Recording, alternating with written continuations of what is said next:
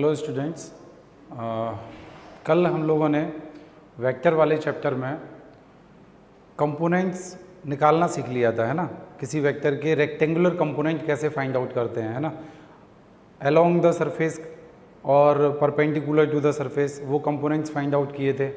उसके बाद हमने horizontal to the surface horizontal component और वर्टिकल कंपोनेंट ये फाइंड आउट किए थे, कुछ क्वेश्चन भी किए थे उसके, ठीक है। उसके बाद with the help of component addition कैसे करते हैं वो देखा था हम लोगों ने, ठीक है।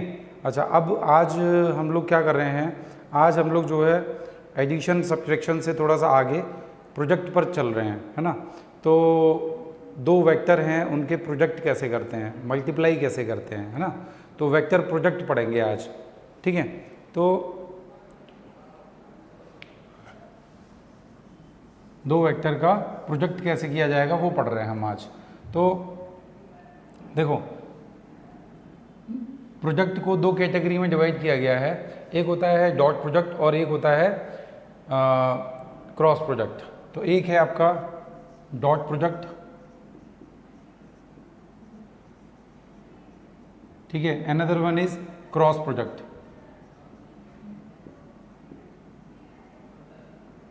ठीक है। डॉट प्रोजेक्ट को हम स्केलर प्रोजेक्ट भी बोलते हैं, स्केलर प्रोजेक्ट, और क्रॉस प्रोजेक्ट को हम वेक्टर प्रोजेक्ट भी बोलते हैं,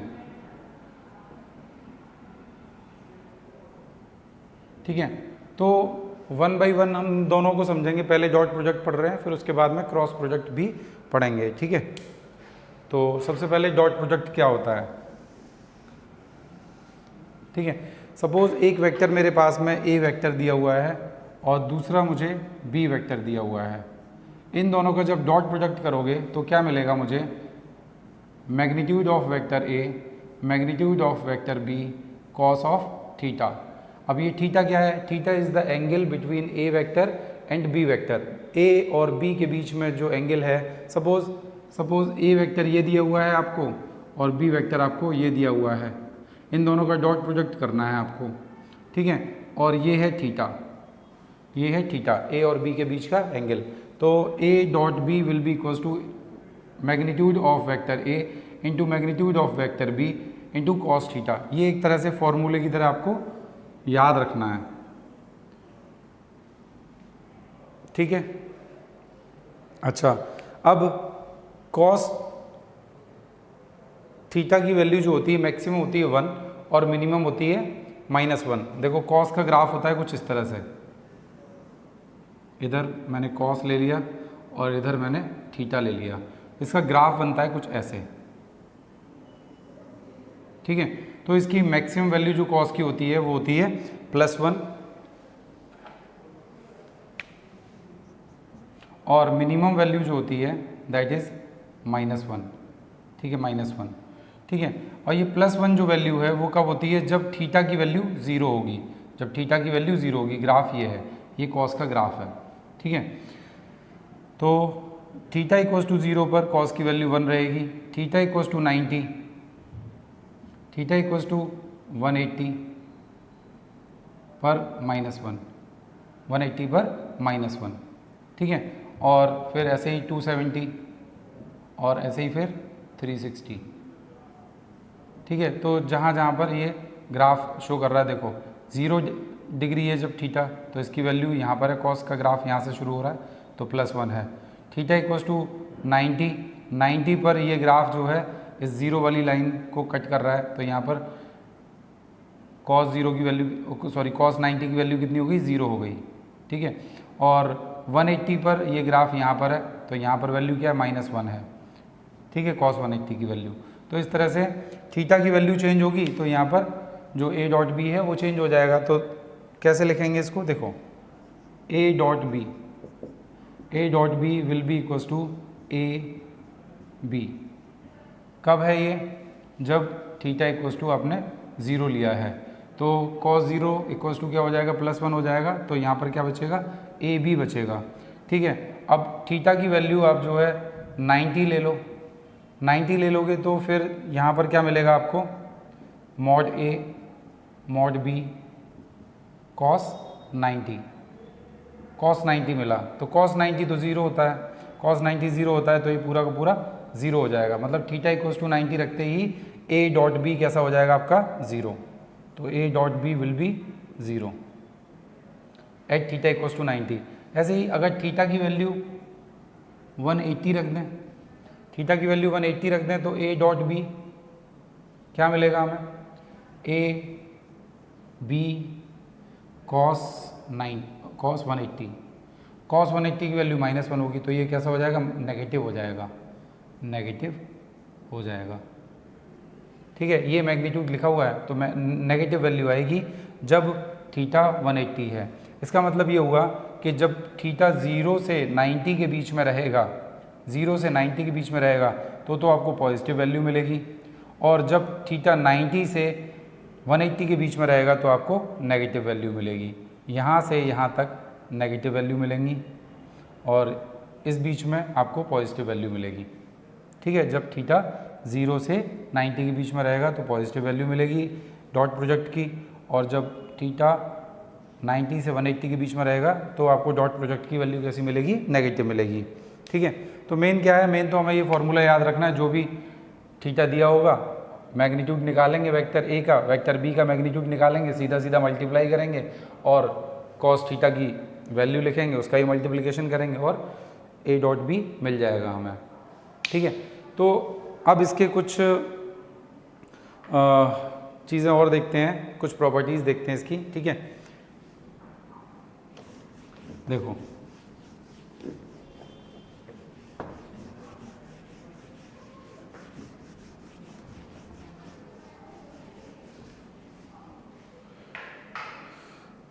जैसे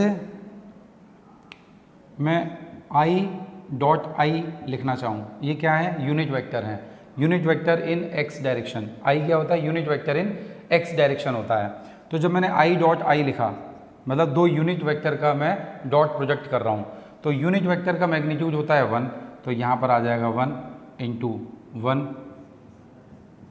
दोनों का मैंने मैग्नीट्यूड लिख दिया, इसका मैग्नीट्यूड इंटू इसका मैग्नीट्यूड, दोनों का मैग्नीट्यूड 1। अब जब ये दोनों सेम वेक्टर हैं तो दोनों के बीच में एंगल कितना होगा, 0 होगा, दोनों के बीच में एंगल 0 होगा। मतलब क्या हुआ कि अगर एक आई वेक्टर ऐसा है तो दूसरा आई वेक्टर भी इसी के ऊपर ही बनेगा, सेम डायरेक्शन में होगा, तो दोनों के बीच में एंगल क्या हुआ, दोनों के बीच में एंगल 0 हुआ। दोनों के बीच में एंगल 0 है तो हम लिख सकते हैं यहाँ पर cos 0। ठीक है, तो cos 0 की वैल्यू भी 1 होती है, तो क्या हो गया 1 इंटू 1 इंटू 1 इक्वल्स टू 1। मतलब क्या हुआ, जब दोनों यूनिट वेक्टर सेम हैं तो उन दोनों का डॉट प्रोडक्ट कैसा आ रहा है, 1 आ रहा है। तो सिमिलरली j डॉट j हम करें, ये क्या है, यूनिट वेक्टर इन y डायरेक्शन, इनका मैग्नीट्यूड कैसा होगा 1, इसका भी 1 है ना। यूनिट वेक्टर मैंने पढ़ाया फर्स्ट लेक्चर में ही पढ़ाया यूनिट वेक्टर, तो यूनिट वेक्टर का मैग्नीट्यूड क्या होता है, 1 होता है। तो यहाँ पर हमें मैग्नीट्यूड ही तो लिखना है, इस वेक्टर का मैग्नीट्यूड इंटू दूसरे वेक्टर का मैग्नीट्यूड इंटू cos 0, तो ये भी कितना आ जाएगा, 1 आ जाएगा। सिमिलरली k डॉट k अगर लिखेंगे तो ये भी 1 आ जाएगा, ये भी 1 आ जाएगा। ठीक है, अब अगर मैं जो है दोनों अलग अलग यूनिट वेक्टर ले लूँ, जैसे i डॉट j ले लिया मैंने, तो i डॉट j मैग्नीट्यूड तो 1 है दोनों का क्योंकि यूनिट वेक्टर है, लेकिन i और j कैसे होते हैं, परपेंडिकुलर होते हैं। ऐसा होता है ना, ये इधर x इधर y और इधर z। ठीक है, x की डायरेक्शन में i यूनिट वेक्टर होता है, y डायरेक्शन में j यूनिट वेक्टर होता है, z डायरेक्शन में k यूनिट वेक्टर होता है। ठीक है, तो i और j के बीच में एंगल कितना बन रहा है, 90 डिग्री बन रहा है। तो यहाँ पर क्या आएगा, i डॉट j निकालेंगे तो i का मैग्नीट्यूड j का मैग्नीट्यूड इंटू cos 90, और cos 90 हमें पता है cos 90 कितना होता है, 0 होता है। तो cos 90 की वैल्यू 0 जैसे ही रखोगे यहाँ पर, तो ये क्या हो जाएगा 1 इंटू 1 इंटू 0, मतलब 0 हो गया। मतलब क्या हुआ, मतलब ये हुआ कि जब ये दोनों यूनिट वेक्टर कैसे हैं, अलग हैं, मतलब एक तो i है दूसरा j है, एक i एक k, एक j एक k, मतलब दोनों अलग अलग हैं, तो कैसा आ रहा है, 0 आ रहा है डॉट प्रोडक्ट। तो हम इसको समराइज़ करते हुए लिखें तो क्या लिखें, देखो इसको मैं इरेज कर रहा हूँ, फिर एक साथ लिखता हूँ इनको।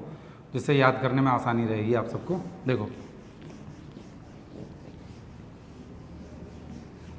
कंक्लूज़न क्या निकला इसका, जितना मैंने ये अभी बताया तुम्हें, तो कंक्लूज़न ये निकला कि i डॉट आई क्या होगा, i डॉट आई 1 होगा, j डॉट जे 1 होगा, k डॉट के 1 होगा, ठीक है।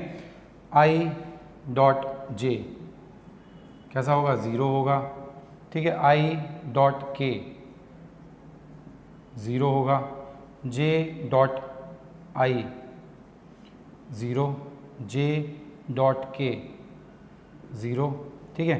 k डॉट आई 0 और k डॉट जे ये सब कैसे हो गए 0, क्योंकि ये सब क्या हैं, अलग अलग हैं। देखो यहाँ तक ये सब कैसे हैं, एक जैसे हैं, एक जैसे हैं तो दोनों का डॉट प्रोडक्ट 1 आ रहा है, ठीक है।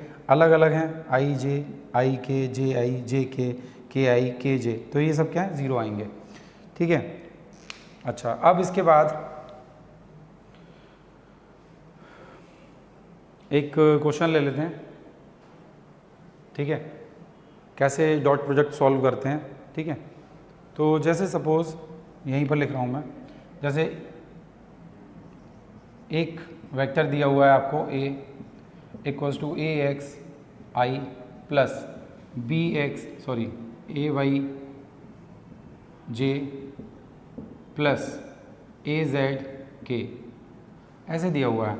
b वेक्टर दिया हुआ है आपको B x I plus B Y J plus B Z के ऐसे दिया हुआ है।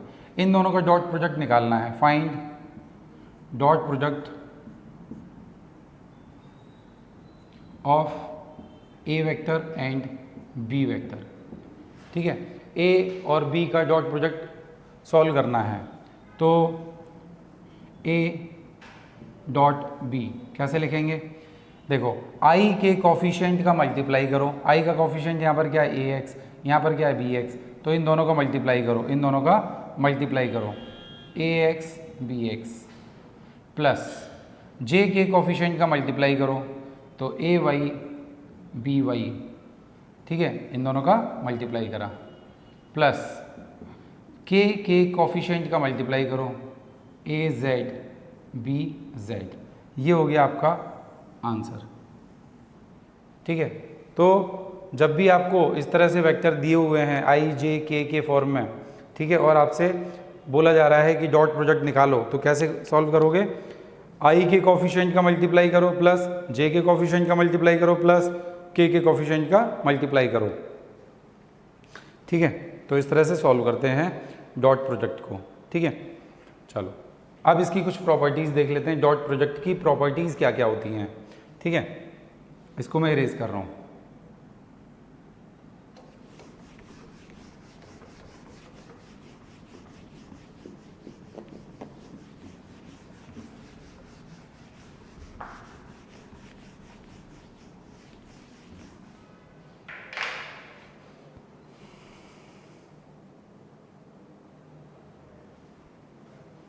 चलो अब जो है डॉट प्रोडक्ट की प्रॉपर्टीज़ देख रहे हैं हम। तो सबसे पहले फर्स्ट प्रॉपर्टी है dot product is commutative. Commutative मतलब क्या हुआ, a डॉट बी सॉल्व करो या b डॉट a सॉल्व करो, है ना, दोनों कैसे आएंगे, एक ही आएंगे, है ना। a डॉट बी निकालो b डॉट a निकालो, दोनों सेम ही आने हैं। क्यों, क्योंकि देखो ये a वेक्टर है, ये b वेक्टर है, ठीक है, और थीटा एंगल है इनके बीच का, तो a डॉट b निकालोगे तो वो क्या लिखोगे, a b कॉस थीटा लिखोगे, और b डॉट a को क्या लिखोगे, b a कॉस थीटा लिखोगे, ठीक है ना। अच्छा दोनों कैसे हैं, देखो डॉट प्रोडक्ट मैंने आप लोगों को इनिशियल में हेडिंग जो डाली थी, क्या लिखा था, डॉट प्रोडक्ट, और ब्रैकेट में लिखा था स्केलर प्रोडक्ट। तो स्केलर प्रोडक्ट इसलिए बोल रहे हैं इसको क्योंकि इन दोनों का जो डॉट प्रोडक्ट होके आ रहा है, इसमें ये भी मैग्नीट्यूड है, ये भी मैग्नीट्यूड है, और कॉस थीटा भी आपको कुछ न्यूमेरिक वैल्यू ही दे रहा है, तो ये कहीं पर भी डायरेक्शन नहीं आती है। डॉट प्रोजेक्ट करने पर दो वेक्टर का हमें क्या मिलता है, एक स्केलर क्वांटिटी मिलती है, इसलिए हम इसको स्केलर प्रोजेक्ट भी बोल रहे हैं। ठीक है, इसीलिए इसको स्केलर प्रोजेक्ट बोला जाता है।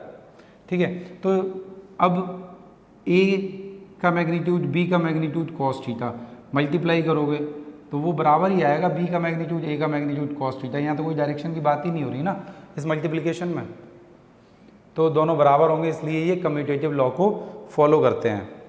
डॉट प्रोडक्ट जो है कम्यूटेटिव होता है। ठीक है, अच्छा, इसके बाद दूसरी प्रॉपर्टी है dot product is distributive. Dot product is distributive.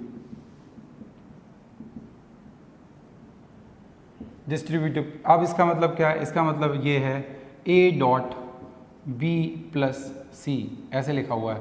इसको हम क्या लिख सकते हैं, एक बार बी के साथ में डॉट प्रोजेक्ट करो प्लस एक बार सी के साथ में डॉट प्रोजेक्ट करो, मतलब A dot B plus A dot C.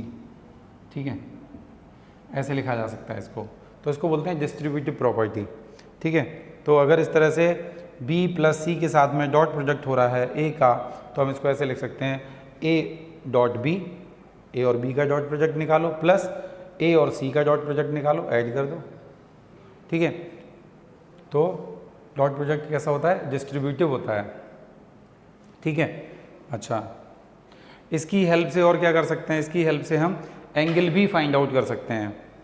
ठीक है, तो we can find angle with the help of dot product. ठीक है, जैसे ए वेक्टर और बी वेक्टर दे रखे हैं और हमसे पूछा जाए उनके बीच का एंगल फाइंड आउट करो, तो ए डॉट बी सॉल्व करोगे, जैसे अभी थोड़ी देर पहले बताया मैंने, आई के कोफिशिएंट का मल्टीप्लाई प्लस जे के कोफिशिएंट का मल्टीप्लाई प्लस के कोफिशिएंट का मल्टीप्लाई, है ना, वो क्या आ जाएगा, ए डॉट बी आ जाएगा। और ए का मैग्नीट्यूड आपको निकालना आता है, वेक्टर ए का मैग्नीट्यूड निकालो, वेक्टर बी का मैग्नीट्यूड निकालो, और थीटा हमें फाइंड आउट करना है। ए और बी पता है तो हम इतना काम कर सकते हैं, ए डॉट बी सॉल्व कर सकते हैं, ए का मैग्नीट्यूड निकाल सकते हैं, बी का मैग्नीट्यूड फाइंड आउट कर सकते हैं। तो कॉस थीटा इक्वल्स टू कितना हो जाएगा, कॉस थीटा हो जाएगा A dot B upon magnitude of A magnitude of B. तो ये आपका कॉस थीटा हो जाएगा। मतलब क्या हुआ कि अगर हमें दो वेक्टर पता हैं और उनके बीच का एंगल फाइंड आउट करना है, तो इस तरह से डॉट प्रोडक्ट की हेल्प से हम एंगल भी बता सकते हैं कि इन दोनों वेक्टर्स के बीच में एंगल क्या है। ठीक है, अच्छा, इसके बाद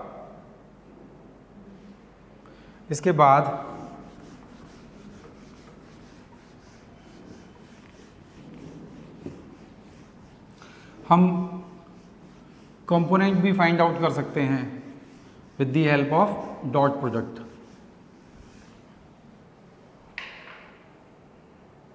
ठीक है, तो next, with the help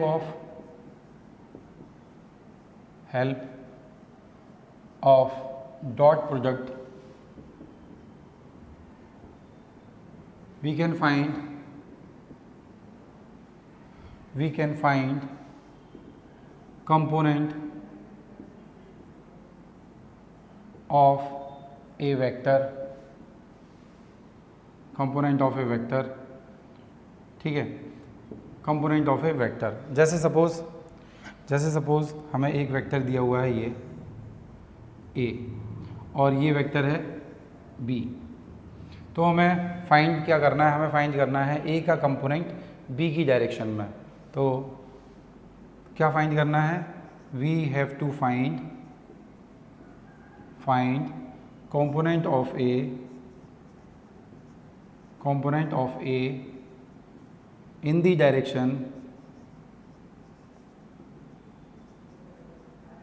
of B vector. ठीक है, बी वेक्टर की डायरेक्शन में ए का कंपोनेंट फाइंड करना है और ये एंगल दिया हुआ है हमें थीटा। ठीक है, तो इसका कंपोनेंट ए का क्या हो जाएगा, इधर ए कॉस थीटा हो जाएगा, कल समझाया था मैंने कैसे होता है। थीटा यहाँ पर अटैच है तो ए का कंपोनेंट इधर कितना आएगा, ए कॉस थीटा आएगा। ठीक है, अब ए कॉस थीटा आया, ये क्या है देखो, ये आपका ए वेक्टर था, ये बी वेक्टर है। ठीक है, यहाँ पर क्या आया आपका ए कॉस थीटा, ए कॉस थीटा आ गया।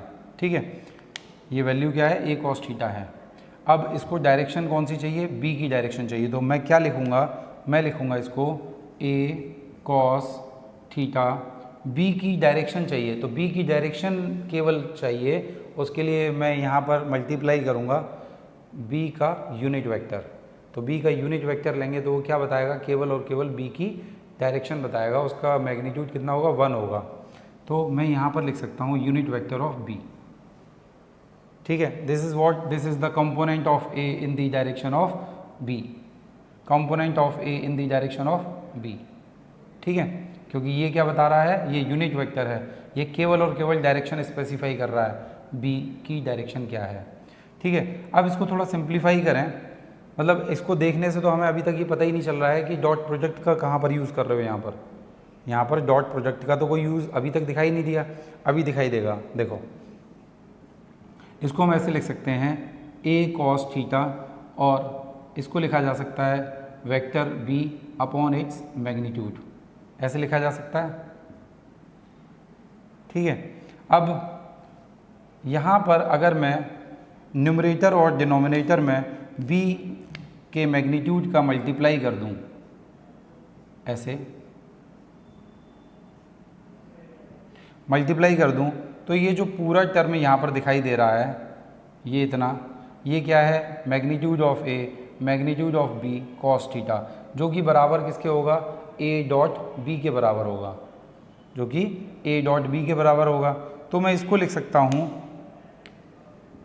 ठीक है, इसको मैं लिख सकता हूँ ए डॉट बी, ठीक है, अपॉन ये आपके पास क्या मिला, बी स्क्वायर मिला, मैग्नीट्यूड ऑफ बी का स्क्वायर, और इधर क्या लिखा हुआ है, B vector.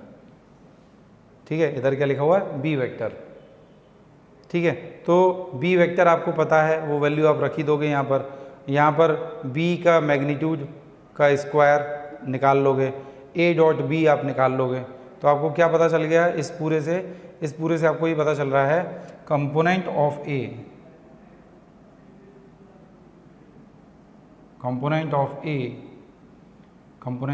A vector in direction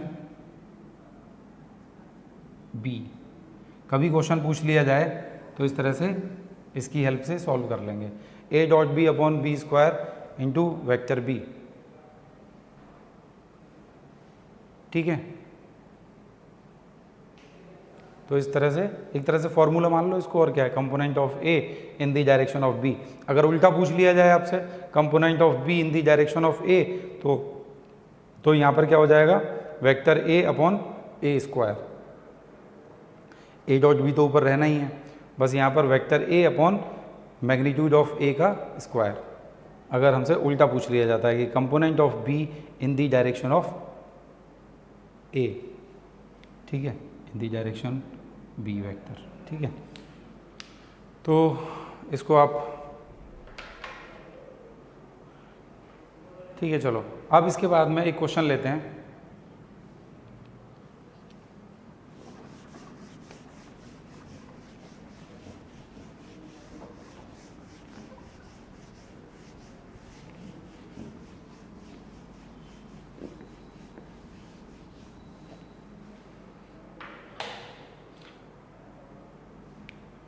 देखो, हमें जो है एक क्वेश्चन दिया हुआ है, ए दिया हुआ है 2i plus 3j plus 4k, ए दिया हुआ है 2i plus 3j plus 4k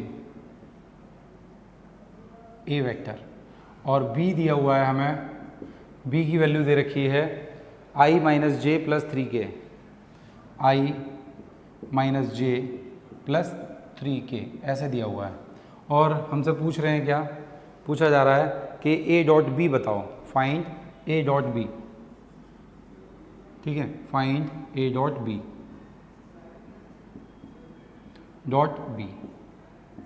ये निकालना है। तो मैंने अभी थोड़ी देर पहले बताया था कैसे फाइंड आउट करते हैं डॉट प्रोडक्ट।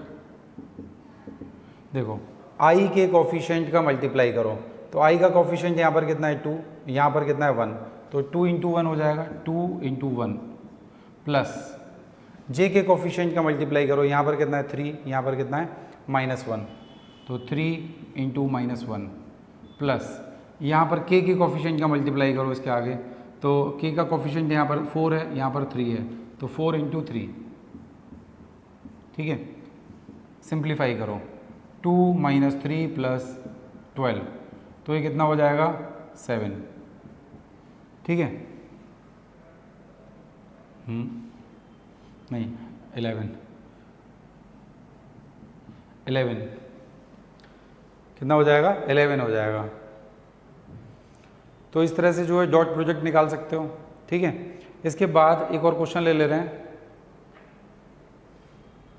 सिंपल सा है ये। यहाँ पर हमने क्या सीखा, हमने सीखा कि दो वेक्टर दिए हुए हैं तो डॉट प्रोडक्ट कैसे निकाल रहे हैं, ठीक है। आई का कोफिशिएंट, अच्छा कभी भी कोफिशिएंट लेना है तो कोफिशिएंट हमेशा साइन के साथ आता है। जैसे यहाँ पर -j लिखा हुआ है, तो j का कोफिशिएंट यहाँ पर कितना है -1 है, वही मैंने लिखा है यहाँ पर। j का कोफिशिएंट यहाँ पर प्लस है तो +3 है, +3, ठीक है, समझ रहे हो। तो कोफिशिएंट मतलब हमेशा विद साइन लिखना है, विद साइन। चलो एक क्वेश्चन और लेते हैं, ठीक है। ए वेक्टर दिया हुआ है आपको 2i + 3j - 2k। B vector आपको दिया हुआ है i - 2j,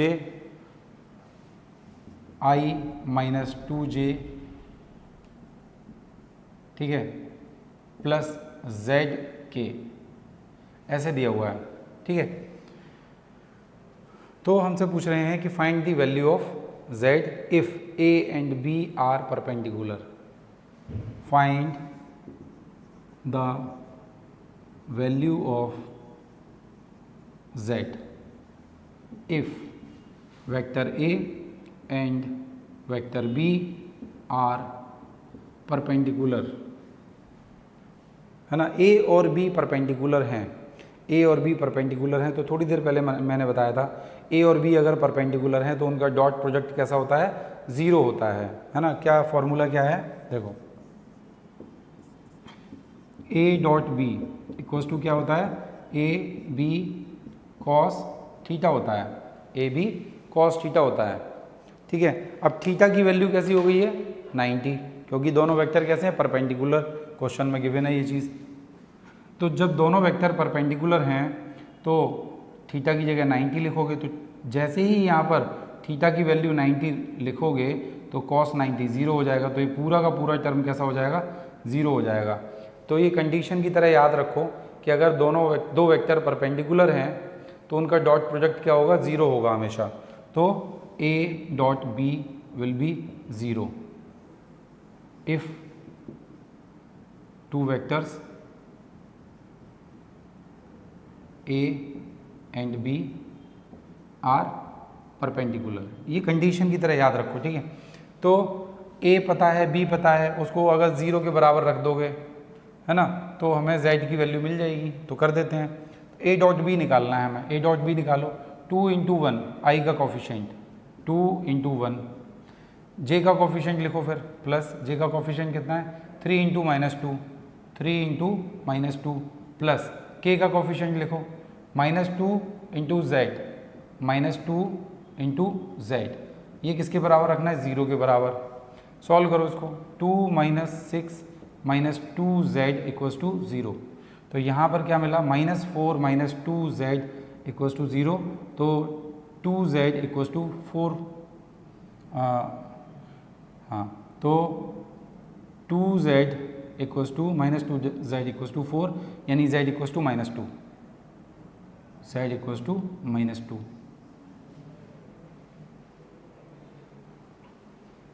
कुछ 2 और ये -6, ठीक है, और ये -2 और z है, ठीक है। तो -2z हो जाएगा, ये आएगा आपका -4, ठीक है, -2z cos 0, ठीक है, प्लस है, ठीक है। तो इस तरह से z की वैल्यू कितनी आ गई यहाँ पर, -2 आ गई।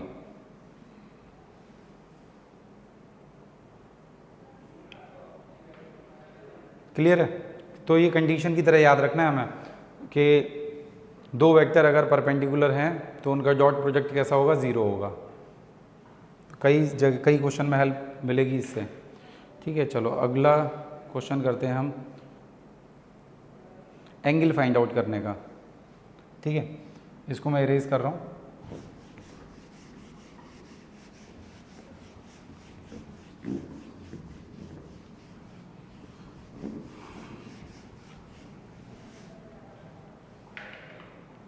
एक वेक्टर दे रखा है 2i + 3j + 2k, 2i + 3j + 2k, ये वेक्टर दिया हुआ है ए। दूसरा वेक्टर दिया हुआ है मुझे, दूसरा वेक्टर दिया है i - j + k, i - j + k, ठीक है। और मुझे इन दोनों के बीच में एंगल बताना है। What is the angle, find the angle between A and B, find the angle between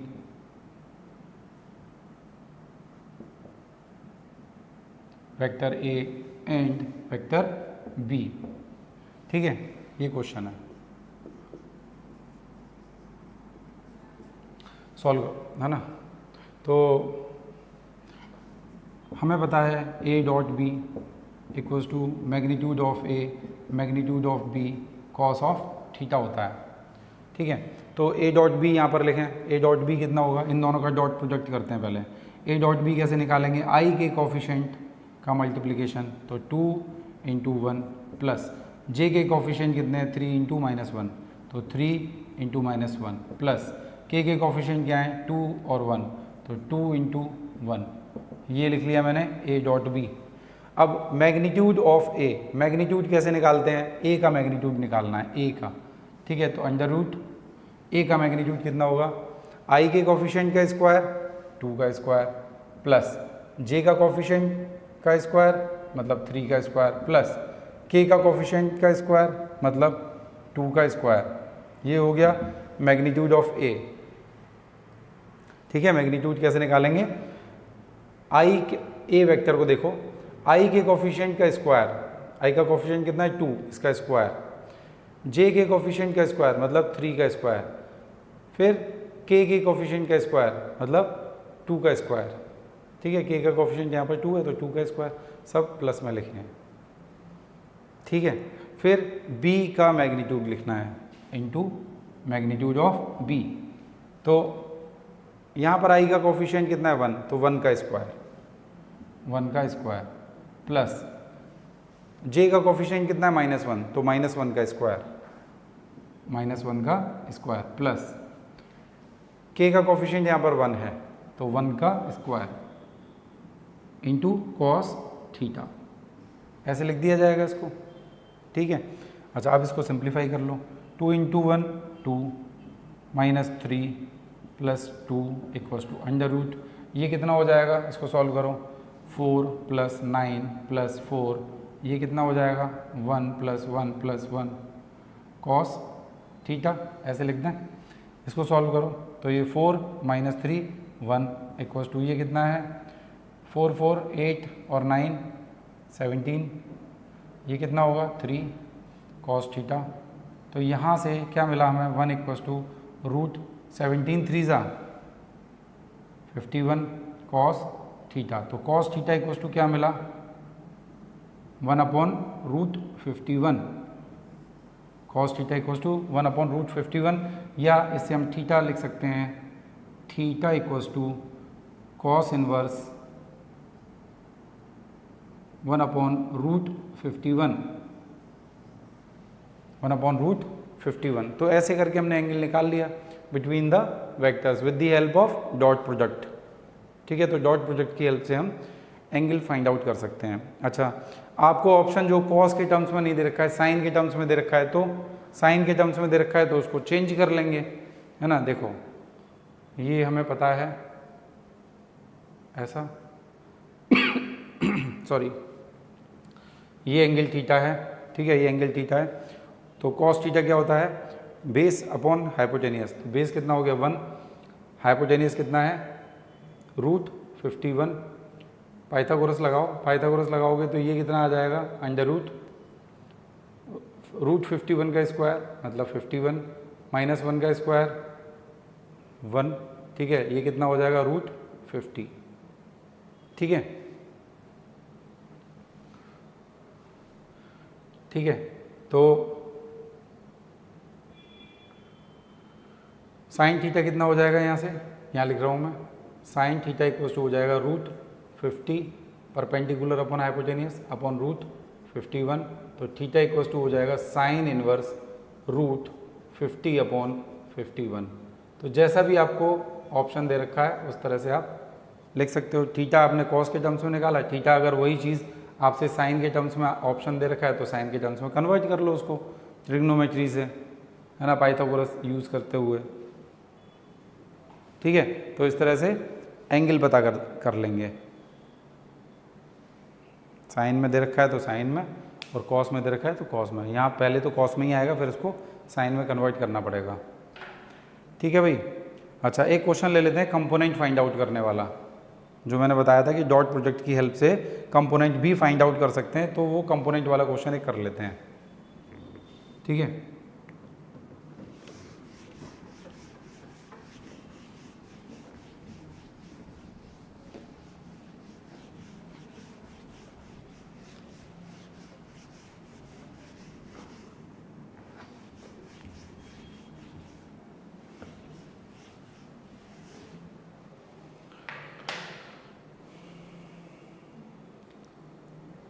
देखो ए वेक्टर दिया हुआ है 3i + 4j और बी वेक्टर दिया हुआ है आपको, बी वेक्टर दिया हुआ है i + j, i + j। हमसे पूछा जा रहा है क्या कि find the component of A along B, find the component of A, find the component of A along B, ठीक है। तो मान लिया हमने A ऐसा है और B ऐसा है, सपोज मान लिया इस तरह से है, इनके बीच में एंगल थीटा दे रखा है, ठीक है। तो A का कंपोनेंट लोगे इधर,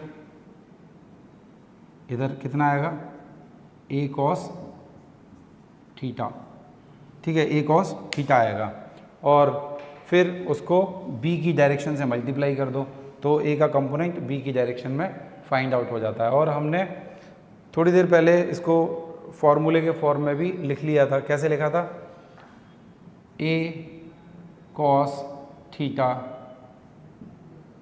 b यूनिट वेक्टर, ये क्या है ए का कंपोनेंट बी की डायरेक्शन में, तो इसको हम लिखते हैं A cos theta vector B upon magnitude of vector B.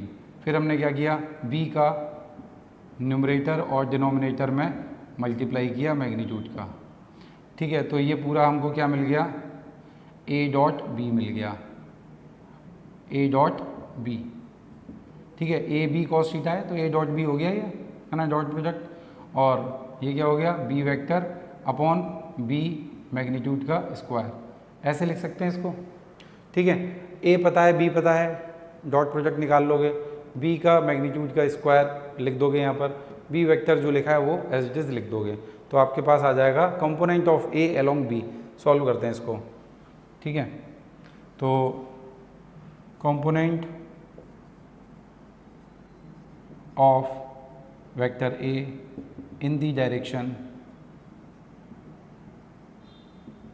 of vector b क्या होता है, ये जो मैंने लिखा है ये मैं यहाँ दोबारा से लिख रहा हूँ, a dot B upon magnitude of B square into vector B. a dot B लिखो, अब a डॉट बी क्या होगा, i के कोफिशिएंट का मल्टीप्लाई करेंगे, ए डॉट बी लिख रहे हैं, है ना। आई के कोफिशिएंट का मल्टीप्लाई 3 इंटू 1 प्लस जे के कोफिशिएंट का multiply 4 into 1 upon magnitude of B का स्क्वायर। तो मैग्नीट्यूड क्या होता है, अंडर रूट। बी का मैग्नीट्यूड ले रहे हैं तो आई के कोफिशिएंट का स्क्वायर 1 का स्क्वायर, जे का कोफिशिएंट कितना है 1, तो इसका 1 का स्क्वायर, और इसका भी क्या करना है, हमें स्क्वायर करना है। तो स्क्वायर करते ही अंडर रूट खत्म हो जाएगा, ठीक है। और फिर क्या करना है, B vector as it is रखना है। तो बी वेक्टर कितना है, आई प्लस जे, ठीक है। अब इसको सिंप्लीफाई करो तो ये ऊपर कितना आ जाएगा, 3 + 4 7, ये डिनोमिनेटर में कितना आ जाएगा 1 + 1 2, अंडर रूट का स्क्वायर मतलब 2 आई प्लस जे, ये आ गया